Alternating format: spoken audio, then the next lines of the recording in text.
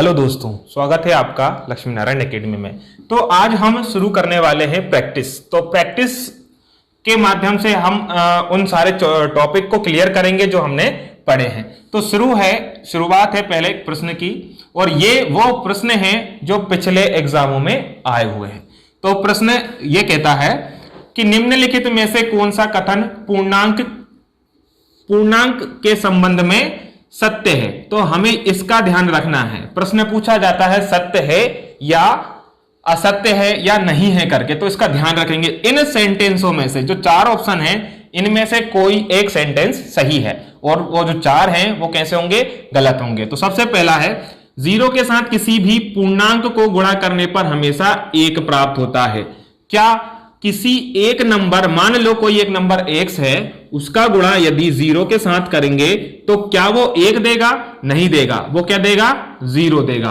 तो ये कह रहा है कि हमेशा एक देगा, लेकिन एक नहीं होता है। क्या होता है? जीरो होता है। इसलिए क्या कहलाएगा? ये ऑप्शन क्या हो गया? गलत हो गया। अब दूसरा प्रश्न कहता है किसी भी पूर्णांक, शब्दों पे बड़ा ध्यान रखा जाएगा जब हम ऑप्शंस पढ़ते हैं।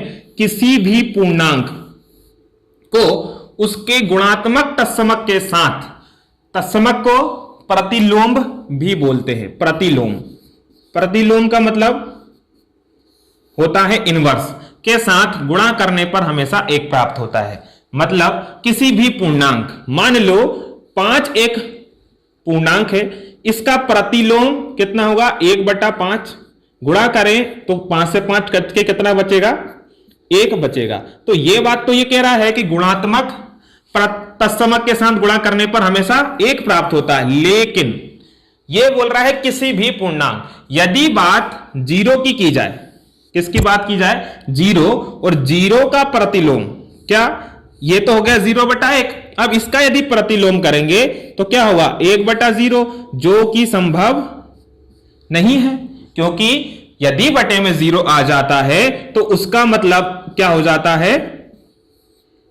अनंत टाइम उसका सॉल्यूशन होता है। तो ये जो सॉल्यूशन है, ये तो कोई एक नहीं दे रहा है, एक नंबर नहीं बनने दे रहा है। तो मतलब कि ये कह रहा है किसी भी पूर्णांक। तो ये जीरो के लिए ये जो लाइन है वो सत्य नहीं है। बाकी सारे नंबरों के लिए ये सत्य हो सकती है, लेकिन जीरो के लिए ये सही नहीं है, क्योंकि गुणात्मक तत्समक का रूल ये है, किसी भी नंबर को उसके प्रतिलोम के साथ, किसी भी नंबर को उसके प्रतिलोम के साथ यदि गुणा किया जाए तो उसका मान 1 आता है। यह कहलाता है गुणात्मक तत्समक। क्या कहलाता है? गुणात्मक तत्समक या गुणात्मक प्रतिलोम। ठीक है, तो ये जो लाइन है, ये लाइन किसी भी पूर्णांक के लिए नहीं, जीरो को छोड़कर यदि बात कही जाएगी तो यह ऑप्शन सही हो जाएगा। अब तो मतलब ये दूसरा ऑप्शन भी सही नहीं है। तीसरा बात आती है कि प्रत्येक पूर्णांक के लिए जीरो एक योगात्मक प्रतिलोम है। अब ये जीरो योगात्मक प्रतिलोम की कहानी क्या है? तो ध्यान रखिए, जब भी बात योगात्मक प्रतिलोम की आएगी, एडिटेटिव इनवर्स, मतलब उसके साथ ऐड किया जाए, तो प्लस का प्रतिलोम क्या होगा? माइनस। मतलब कि किसी नंबर को यदि -1 से गुणा किया जाए तो वो माइनस का नंबर देता है। तो यह कहलाता है उसका योगात्मक प्रतिलोम। तो कह रहा है कि प्रत्येक पूर्णांक के लिए जीरो एक योगात्मक प्रतिलोम है। तो यहां तो जीरो जैसी कोई कहानी बनेगी नहीं, तो यह ऑप्शन भी क्या हो जाएगा? गलत हो जाएगा। अब अगला ऑप्शन आया फोर्थ। अब जब 3 नहीं है तो ऑब्वियसली बात है कि चौथा तो सही उत्तर होगा ही। फिर भी पढ़ लो, क्योंकि ये कंडीशन है, हमें आगे के बहुत सारे एग्जामों में काम आने वाली है। जीरो को छोड़कर, अभी जो हम यहां काम बता रहे थे, यहां चर्चा जो चल रही थी वो यहां आ गई। जीरो को छोड़ दें, जीरो नंबर को छोड़ दें, किसी भी पूर्णांक को उसके योगात्मक प्रतिलोम से विभाजित करने पर -1 प्राप्त होता है। क्या प्राप्त होता है? -1 प्राप्त होता है। तो जब ये 3 ऑप्शन गलत थे तो ये सही हो गया। अब ये क्या चीज थी, ये समझने की बात है, तो इसको समझेंगे।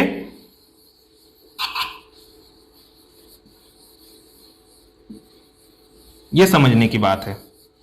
क्या है देखें, 0 को छोड़ दें और उसके पूर्णांक, जैसे मान लो कोई एक हम अंक ले लेते हैं 5, ठीक है, पूर्णांक को उसके योगात्मक प्रतिलोम, तो 5 का योगात्मक प्रतिलोम होगा -5। मैंने अभी बताया था जब भी योगात्मक प्रतिलोम की बात होगी तो उस नंबर में -1 का गुणा कर दिया जाता है। तो ये तो हो गया वो नंबर, ये हो गया उसका योगात्मक प्रतिलोम से विभाजित किया जाए। इन दोनों को विभाजित किया जा रहा है, विभाजित का मतलब भाग करा जाए, 5 में -5 से भाग किया जा रहा है, तो हमेशा क्या आएगा, -1 आएगा।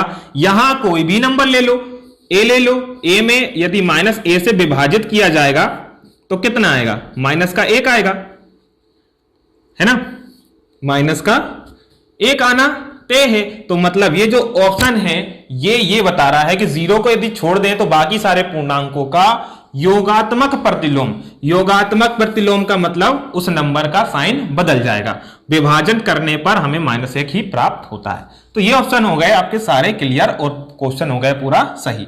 तो अब नेक्स्ट क्वेश्चन है ये, यदि 1368 रुपए की धनराशि है, 24 लोगों के बीच बांटी जानी है, तो प्रत्येक को कितना हिस्सा मिलेगा। ये तो बहुत आसान हो गया, तो सीधा सीधा क्या करना है, 24 से भाग। कैसे समझ में आया, मान लो आपको 10 टॉफियां बांटनी है, 10 टॉफियां बांटनी है और 5 लोगों को बांटनी है, 5 लोगों को बांटनी है, तो 5 से भाग कर देंगे तो कितना पता चल जाएगा कि एक के पास कितनी पहुंची होगी, 2 पहुंची होगी, तो 5 के पास कितनी पहुंची होगी, 10। अब उसी तरह यह बोल रहा है 1368 रुपए हैं, उसको 24 लोगों में बराबर बांटना है, तो प्रत्येक के पास कितना पहुंचेगा। 24 से जब हम इसमें भाग करते हैं तो ये कितनी बार कट जाएगा, 57 बार। तो मतलब नहीं आया समझ में तो एक और बार देखो, 2 एकम 2, 2 दूनी 4, 2 से काट लिया, 2 छंग 12, 2 अट्ठे 16, फिर 2 चौके 8। अब 12 से काट सकते हैं तो कितना, 12 पंजे 60, बचा कितना 8, 12 सत्ते 12 पंजे 60, फिर 84, 12 सत्ते 84, तो कितना होगा 57। इसका सही उत्तर हो जाएगा। तो मतलब प्रत्येक के पास कितनी पहुंचेगी, 57 धनराशि पहुंचेगी। अब नेक्स्ट क्वेश्चन इसी का है, यह है, अब यह कह रहा है एक ग्राफ शीट पर एक आंकड़ा 12 वर्गों को पूरी तरह भरता है। 12 वर्ग, ये आपने ग्राफ शीट देखी होगी, एक सेंटीमीटर के एक खाने बने होते हैं, कितने, एक सेंटीमीटर के खाने भरे होते हैं। अब वो कह रहा है कि एक ग्राफ शीट पर एक आंकड़ा 12 वर्गों को पूरी तरह भर देता है। तो इस तरीके से ये तो हो गया 1 2 3 4, इस तरीके से कितने भर गए, 12, और 7 वर्गों को आधा भरता है, और 7 जो वर्ग बनेंगे उनको क्या भरेगा, आधा भरेगा। तो ये तो पूरे फिल हो जाएंगे, लेकिन ये जो 7 हैं वो कितने भरेंगे, आधे भर पाएंगे, ये भर पाएंगे आधे। तो कुल क्षेत्रफल कितना होगा। तो पहली बात ध्यान से सुने कि यदि ये जो एक बॉक्स है ये कितना क्षेत्रफल घेरेगा, एक बॉक्स एक बॉक्स की बात करें तो एक बॉक्स कितना क्षेत्रफल घेरेगा, इसको यदि हम पढ़ें तो ये 1 सेंटीमीटर है, ये 1 सेंटीमीटर है, वर्ग होता है। तो वर्ग का क्षेत्रफल क्या होता है, भुजा गुणा भुजा, मतलब 1 वर्ग। अब ये मीटर में हो तो मीटर में, सेंटीमीटर में हो तो सेंटीमीटर में। तो यहां बात इकाई की गई है, इकाइयों की, तो ये हो जाएगा 1 वर्ग इकाई। क्या हो जाएगा, ये 1 वर्ग इकाई। अब उसी तरह यदि 2 भर गए तो कितने हो जाएंगे, एक तो ये है, फिर ये भी कितना कहलाएगा, 2 वर्ग इकाई। फिर ये आ जाएगा तो इसको जोड़ देंगे तो कितने हो जाएंगे, 3 वर्ग इकाई। उसी तरह यदि 12 वर्गों को जोड़ेंगे तो 12 का क्षेत्रफल कितना हो जाएगा, 12 वर्ग इकाई। 12 का तो हो गया 12 वर्ग इकाई, और 7 की बात करें, यहां 7 को आधा भरा जा रहा है, तो यदि 7 को बात करेंगे तो 7 वर्ग इकाई हो जाएगा। क्या हो जाएगा? 7 वर्ग इकाई। तो 7 वर्ग इकाई का क्या करना है? आधा। तो आधा का मतलब भाग 2, तो कितना होगा? 3.5 वर्ग इकाई। अब वो कह रहा है इन का कुल क्षेत्र, मतलब 12 और 3.5 का, तो 12 और 3.5 जोड़ दें तो 12 और 3 15, 12 और 3 कितना हो जाएगा? 15.5, मतलब 15 सही 1/2। 15.5 को क्या लिख सकते हैं? 15 सही 1/2। तो इसका ऑप्शन नंबर कौन सा हो जाएगा? ऑप्शन नंबर इसका हो जाएगा ये वाला, ए बी सी वाला इसका सही जवाब हो जाएगा। तो जो 15.5 वर्ग इकाई है वो 12 वर्गों और 7 आधे वर्गों को यदि जोड़ देंगे तो वो कितना हो जाएगा? 15.5। ठीक है, बस कॉन्सेप्ट यदि पता है तो हम क्वेश्चन को वो जल्दी बना लेंगे। अब नेक्स्ट क्वेश्चन की तरफ देखते हैं। नेक्स्ट क्वेश्चन भी बहुत आसान है, पढ़ने में भले लंबा लगेगा और देखने में लंबा लगता है, लेकिन है बहुत आसान। कैसे पढ़ते हैं?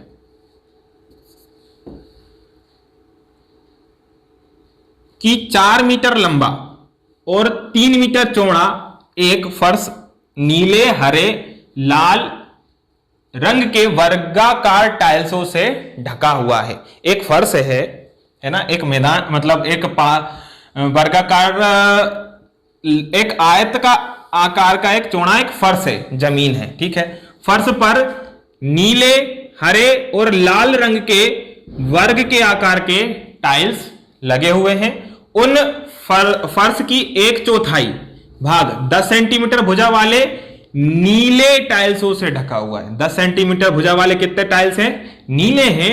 और फर्श का एक अन्य 1/4 भाग 15 सेंटीमीटर की भुजा वाले हरे रंग के टाइल्सों से ढका हुआ है। दूसरा जो हिस्सा है वो हरे रंग का ढका हुआ है और 15 सेंटीमीटर वाली भुजा वाले टाइल से ढका हुआ है। फिर शेष जो बच रहा है वो 20 सेंटीमीटर भुजा वाले लाल टाइल्सों से ढका हुआ है। तो 3 कलर होगा इसमें, नीले, हरे और लाल। तो आप ये बताना है नीले और लाल टाइल्सों की संख्या कितनी है?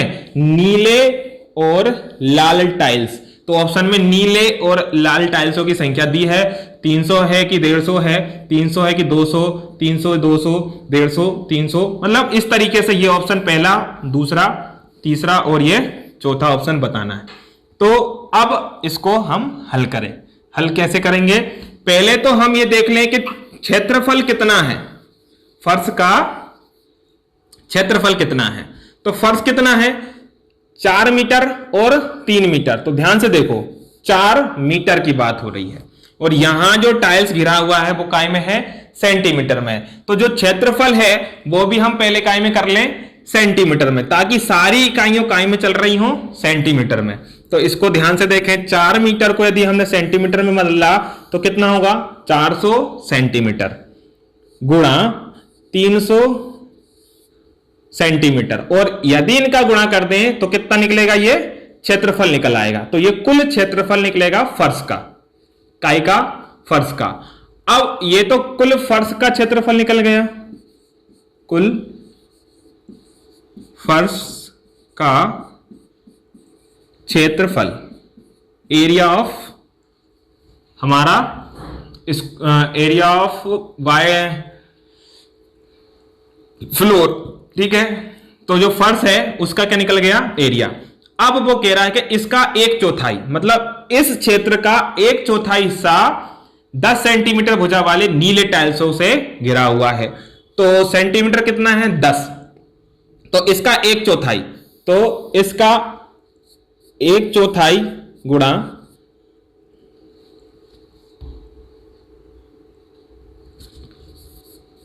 400 गुणा 300, ये 1/4 का हिस्सा है और 10 सेंटीमीटर भुजा वाले से गिरा। तो यदि 10 सेंटीमीटर का मतलब कितना हो गया?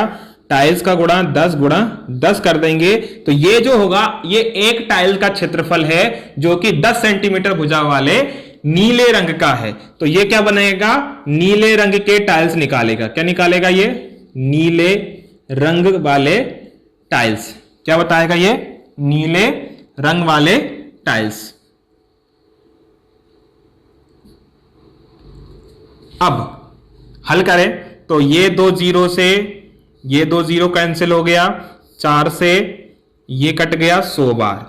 तो जो नीले रंग के टाइल्स हो गए वो कितने हो गए, 300।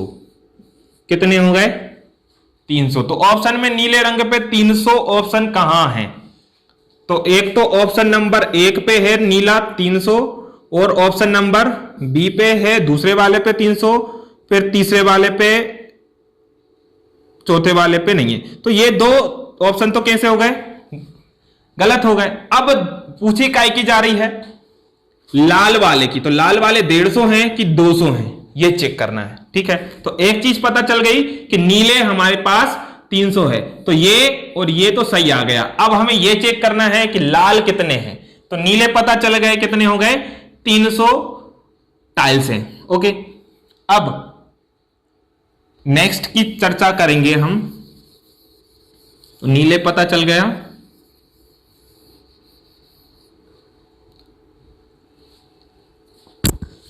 अब बात होगी किसकी, नीले हो गए। अब फर्श का एक अन्य चौथाई भाग 15 सेंटीमीटर से घिरा हुआ है, एक अन्य चौथाई भाग। ठीक है, तो देखो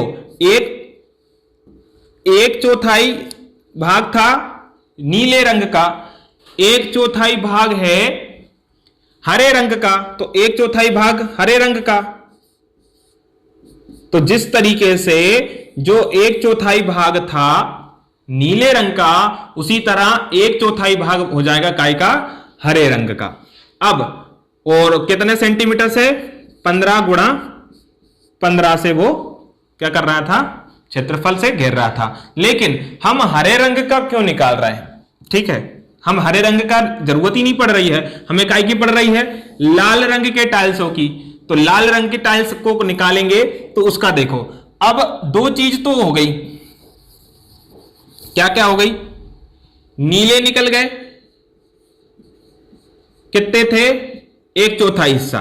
देखो 1/4 प्लस 1/4, तो ये 2 हिस्से हैं, शेष बचा हिस्सा कितना कहलाएगा, 2/4, क्योंकि इन सब को हल करने पे क्या आएगा, 1 आएगा। देखो कैसे आया, ये 4, ये +1 और 2, 2 3 और 1 4, 4/4 काटेंगे तो कितना आएगा, 1, मतलब पूरा 1 हिस्सा हो जाएगा। तो अब जो ये जो हिस्सा बचेगा ये कौन बचेगा, लाल रंग का हिस्सा बचेगा। काय का बचेगा, लाल रंग का। तो हम पूरा बस हल कर देंगे, 2/4 का हिस्सा लाल रंग के टाइल्सों का है ना। तो कुल का 2/4 हिस्सा, कुल क्षेत्रफल का 2/4 हिस्सा कितने सेंटीमीटर से घिर रहा है, 20 सेंटीमीटर। तो गुणा 20 का 2 बार, क्योंकि ये काय का क्षेत्रफल है, वर्ग के आकार के टाइल्स का क्षेत्रफल है। हल कर दें, 4 से ये 100 बार कट गया। अच्छा, अब ये ऊपर वाला मिटा लें हम। अब ये 2 जीरो से ये 2 जीरो कट गया, इस 1 2 से ये 1 2 कट गया, और ये 2 से ये 50 बार कट गया। तो कितना बचा है, 50 गुणा 3। तो 50 का 3 में गुणा करेंगे तो कितना आएगा, 150। तो अब ये समझ में आ गया कि लाल कलर कितने के हैं, 150 के हैं, 150 लाल कलर के हैं, ना कि 200। तो मतलब ये ऑप्शन भी गलत हो जाएगा। तो ऑप्शन नंबर क्या हो जाएगा, ए सही। ठीक है, इस तरीके के बड़े क्वेश्चनों को करने का एक आसान तरीका यही है कि हम उनके टुकड़े अलग अलग करके सॉल्व कर लें। ठीक है, हम डायरेक्ट भी इसको हल कर सकते थे। कैसे हल कर सकते हैं, कुल क्षेत्रफल, देखो जो जो चीज मांगी गई है केवल उतने को सॉल्व कर लो। तो पूछा गया है नीले, तो शुरुआत में हमने नीला सॉल्व कर लिया, फिर पूछा गया है लाल, तो लाल को सॉल्व कर लिया कि लाल कितने हैं, तो पता चल गया कि 300 और 150। अब नेक्स्ट क्वेश्चन और इजी है, देखें, राहुल, रोहन और राम की आयु क्रमशः 10, 6, 13 की है। तो उनकी आयु का योग राजीव की आयु है, देखो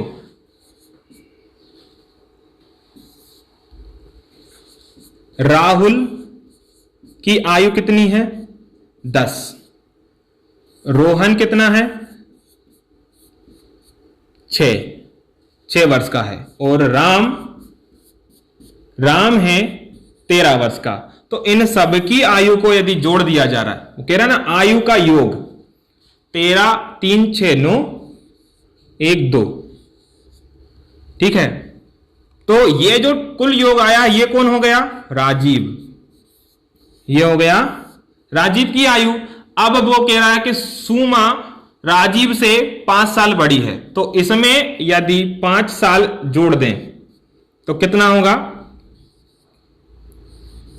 9 5 14 3 और 1 4 2 और 1 3। तो ये जो 5 साल राजीव से 5 साल बड़ी है तो बड़ा करना पड़ेगा, तो बड़ी है तो ये कौन हो गई सुमा। 3 वर्ष बाद सुमा की आयु, तो ये जो है ये है सुमा की आयु। अब वो कह रहा है कि 3 वर्ष बाद फिर 3 जोड़ दो तो कितना होगा 37 वर्ष हो जाएगी। तो सुमा की आयु कितनी होगी 37 वर्ष। Option number D. केवल प्रश्न को पढ़ो और सॉल्व करते जाओ। अब नेक्स्ट क्वेश्चन है रिक्त स्थान भरो। रिक्त स्थान 2 हैं, एक तो फर्स्ट है इधर और एक सेकंड है। तो इसमें ऑप्शन में भी फर्स्ट दिया है और सेकंड दिया है। इसका ध्यान रखना है कि केवल फर्स्ट का आंसर देख के हमें यह नहीं लगा देना कि सही कौन सा है। तो -53 में क्या प्लस करें कि 53 आ जाए, तो ऑप्शन 0 करेंगे तो -53 आएगा, तो ये ऑप्शन तो गलत हो गया। फिर 0 करेंगे तो गलत हो जाएगा। अब आता है 53। यदि मैं यहां 53 लिख दूं तो एक माइनस का 53 एक प्लस का 53, तो यहां रिजल्ट क्या देगा 0। तो मतलब ऑप्शन नंबर ये भी सही नहीं होगा। तो सही क्या होगा ऑप्शन नंबर 4। 106 9 और 11। अब चेक भी कर लो। चेक कैसे कर लेंगे कि 106 यहां रखो, तो 106 में से 53 घटाएंगे तो प्लस का 53 आना है, क्योंकि 53 और 53 को जोड़ेंगे तो कितना होगा 106। अब दूसरा कह रहा है कि यहां 9 होना चाहिए और यहां 11। कैसे, बिल्कुल सही है, ये 11 है तो इस तरफ 11 नहीं है, तो यहां क्या आएगा 11, और इस तरफ माइनस का 14, इस तरफ भी -14 है, बराबर है। इस तरफ माइनस का 9, इस तरफ माइनस का 9, तो इस तरफ भी क्या होना चाहिए -9। तो कोष्टक के अंदर की नंबर पूछा है तो कितना होगा 9, तो ऑप्शन नंबर क्या हो जाएगा 4। अब नेक्स्ट क्वेश्चन है, यदि एक बेलन की त्रिज्या और ऊंचाई का अनुपात 5:7 है तो उसका आयतन 550 घन मीटर है, तो इसकी त्रिज्या क्या होगी। अब त्रिज्या पूछा है तो बेलन का आयतन क्या होता है। बेलन का आयतन हमने जब बेसिक क्लास पढ़ी थी तो पूरा फॉर्मूला लिखा था कि किस तरीके से फॉर्मूला बनता है। तो बेलन का आयतन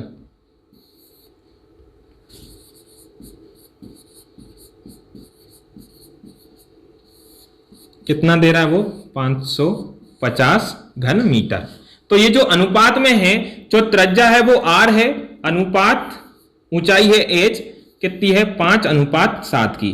तो हम यहां r बराबर क्या लिख सकते हैं 5x और h बराबर क्या मान सकते हैं 7x। तो मतलब इनके साथ किसी एक नंबर का मल्टीप्लीकेशन हुआ होगा तब तो ये अनुपात में लिखे हैं। अब बेलन का अनुपात क्या होता है, बेलन का आयतन क्या होता है पाई r² h। ये होता है फॉर्मूला आयतन निकालने का, कितना है 550। तो पाई का मान तो हम लगते हैं कितना 22/7। r का मान कितना है 5x, तो 5x कितनी बार है 2 बार, तो इसकी घात कितनी हो जाएगी 2। फिर h कितना है 7x बराबर इतना, ठीक है। अब इसको हल कैसे करेंगे, ये जो है गुणा में इसके, अच्छा ये 7 से तो ये 7 यही सोल्व हो गया। ये 22 गुणा में है, कहां जाएगा इसके भाग में, तो ये 5 का वर्ग 5² 25 x की घात 2 इंटू ये वाला x बचा हुआ, फिर 550/2 22। ठीक है, 22 से 550 कट सकता है कितनी बार? 11 दूनी 22, 11 पंजे 55 और 0। 2 से 50 कटा कितनी बार? 25 बार। ठीक है, तो ये जो 25 गुणा में है ये इसके कहां जाएगा? भाग में। x की घात 2 और x की घात 1 कितनी हो जाएगी? x की घात 3, और यहां हो जाएगा 25 बटा 25। जब 25 से 25 कटेगा तो कितना आएगा? 1। तो मतलब x की घात 3 1 है, तो x बराबर भी क्या होगा? 1। तो x का मान निकल गया। पूछा क्या है? त्रिज्या। त्रिज्या मतलब कौन? 5x। तो 5 में यदि हम 1 रखें, x का मान कितना निकाला हमने? 1, तो कितना होगा? 5 सेंटीमीटर या 5 मीटर।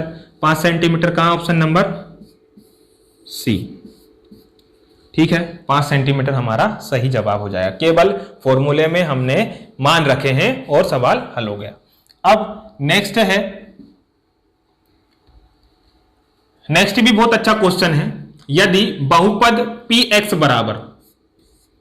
px बराबर एक पोलिनोमियल है, बहुपद है x² plus ax plus b है, और शून्यंक दिए हैं -2 और -3, तो a और b का मान बताओ। a और b का मान कैसे पता करेंगे? तो शून्यंक कितना है? जब यदि इनके शून्यंक हो तो मतलब ये इनके ही क्या है? गुणनखंड से निकले हुए शून्यंक है। गुणनखंड से निकले हैं तो मतलब ये इसी के हिस्से हैं। अब कैसे हैं? अब वो देखो, जब शून्यंक दिए हैं तो इसको तो बराबर ले लेते हैं हम 0 के। अब ये जो शून्यंक है x का मान एक बार क्या रख देंगे? -2। तो -2 की घात 2 plus a into -2 plus b, तो कितना होगा ये 4, 2 का वर्ग 4 माइनस का 2a प्लस का b। तो ये जो हिस्से हैं दोनों, इसको उठाकर इस साइड लाएं, ये तो 0 है, तो ये 2a माइनस का है, इस तरफ आके प्लस का हो जाएगा, इस तरफ प्लस का है, इस तरफ पहुंच के माइनस का, बराबर क्या हो गया? 4। ये बन गया हमारा एक समीकरण। अब क्या रखें? -3, तो क्या हो जाएगा? 0 बराबर -3 की घात कितनी? 2। जहां x है वहां क्या रखना है हमें? -3, a इंटू -3 प्लस का b। अब इसको हल करें तो कितना होगा? ये 9, 3 का वर्ग 9 minus plus minus 3a plus b। तो इसको पूरे को उधर लाएंगे तो कितना हो जाएगा? यहां तो 0 चल रहा था, 3a माइनस का b इक्वल टू 9। ये बन गए समीकरण 2। अब जो समीकरण 1 है और 2 को यदि हम करेंगे हल तो क्या निकल आएगा? a और b के मान। क्या निकल आएगा? a और b के मान। तो अब उनको हल कर लें। ये हम कर रहे हैं प्रोसेस से। एक ट्रिक भी है, इसके माध्यम से हम सॉल्व कर सकते हैं, जिसको बोला जाता है हिट एंड ट्रायल मेथड। मतलब कि ऑप्शन में से जो आंसर है उनके मान इसमें रख के देख लें, यदि वो सेटिस्फाई करते हैं तो आंसर है, नहीं तो नहीं है। चलो अभी इनको हल करते हैं। कितना है? 2a माइनस b बराबर 4 है और 3a माइनस b बराबर 9 है। 2a माइनस b बराबर कितना? 4 और 3a माइनस b बराबर 9 है।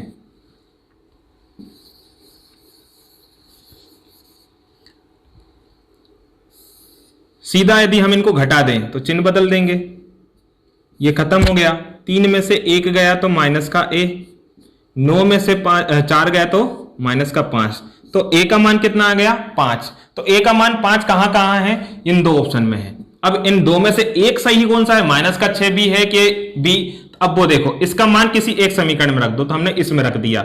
2 गुणा 5 माइनस b बराबर 4, तो 5 दूनी हो गया 10, माइनस का b बराबर 4 माइनस का 10। ये 10 इधर गुणा के पक्षांतर में पहुंच गया, तो b बराबर कितना हो गया? माइनस का 6, और ये भी माइनस का है। माइनस और माइनस कैंसिल हो जाते क्योंकि ये भाग में जाएगा, तो b की वैल्यू कितनी हो गई? 6।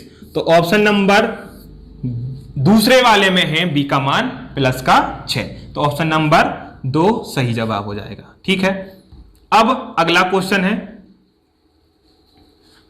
अगला क्वेश्चन है, निम्नलिखित में से कौन सा क्रम विनिमय गुण की व्याख्या करता है? तो क्रम विनिमय नियम जो है वो सीधे ही समझ में आता है। तो इनमें जो ऑप्शन से दिख रहा है, इसमें जो ये ऑप्शन है वो क्रम विनिमय नियम का पालन करता है। वो कैसा है, किसी भी नंबर को यदि आप जोड़ो, चाहे उसको a प्लस बी करके जोड़ो या b प्लस a करके जोड़ो, उनके आंसर कैसे होते हैं, बराबर होते हैं। तो वो नियम कहलाता है क्रम विनिमय नियम। अब नेक्स्ट क्वेश्चन है, निम्न में से कौन सा कथन संख्या के संबंध में सत्य है। अब जो पहला क्वेश्चन करा था उसी तरह एक ये क्वेश्चन है कि वो पूछ रहा है कि कौन सी लाइन इनमें से बिल्कुल सही है। तो पूछा जा रहा है कि प्रत्येक संख्या एक का घटक है।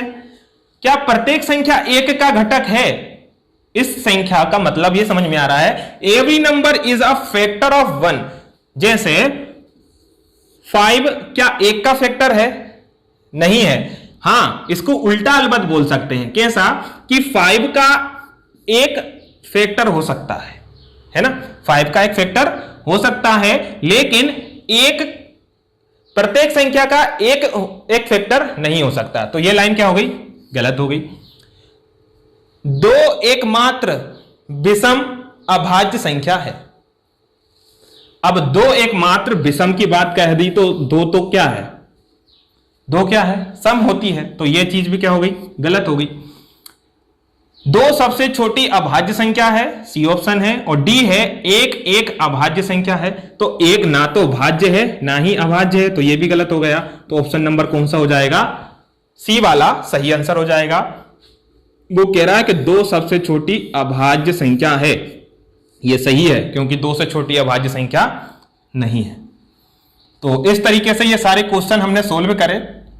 तो हमारी वीडियो आपको पसंद आ रही है तो लाइक जरूर कर दीजिएगा। Thank you.